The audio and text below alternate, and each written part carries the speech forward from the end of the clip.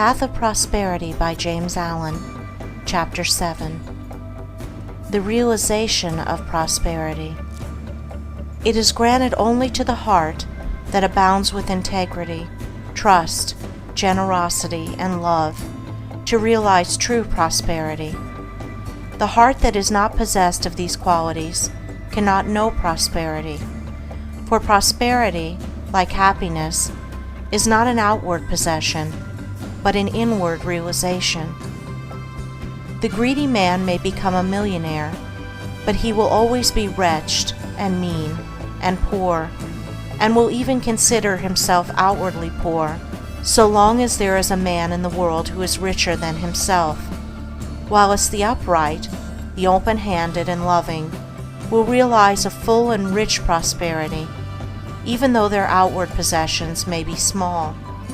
He is poor who is dissatisfied, he is rich who is contented with what he has, and he is richer who is generous with what he has. When we contemplate the fact that the universe is abounding in all good things, material as well as spiritual, and compare it with man's blind eagerness to secure a few gold coins or a few acres of dirt, it is then that we realize how dark and ignorant selfishness is. It is then that we know that self-seeking is self-destruction. Nature gives all without reservation and loses nothing. Man, grasping all, loses everything. If you would realize true prosperity, do not settle down, as many have done, into the belief that if you do right, everything will go wrong. Do not allow the word competition to shake your faith in the supremacy of righteousness.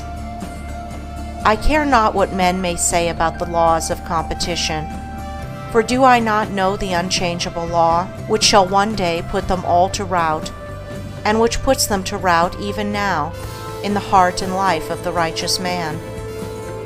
And knowing this law, I can contemplate all dishonesty with undisturbed repose, for I know where certain destruction awaits it.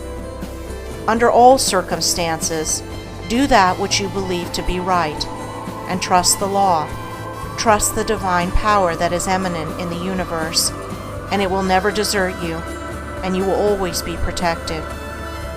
By such a trust, all your losses will be converted into gains, and all curses which threaten will be transmuted into blessings.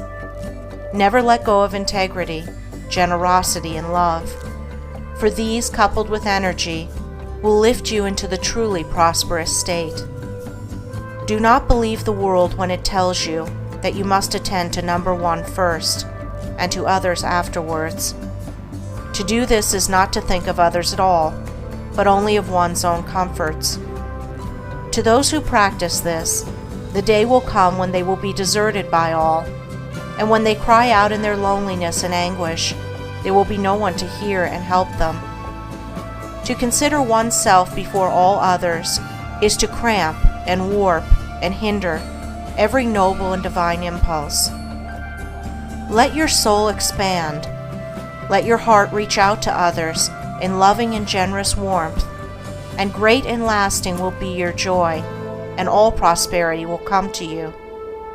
Those who have wandered from the highway of righteousness guard themselves against competition. Those who always pursue the right need not to trouble about such defense. This is no empty statement. There are men today who, by the power of integrity and faith, have defied all competition, and who, without swerving in the least from their methods, when competed with, have risen steadily into prosperity, whilst those who tried to undermine them have fallen back defeated.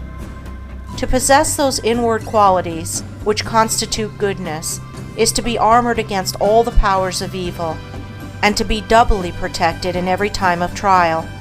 And to build oneself up in those qualities is to build up a success which cannot be shaken, and to enter into a prosperity which will endure forever.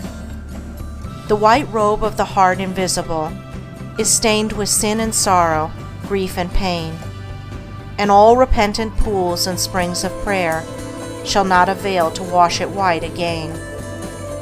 While in the path of ignorance I walk, the stains of error will not cease to cling.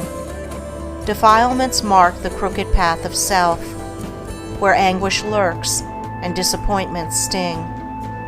Knowledge and wisdom only can avail to purify and make my garment clean.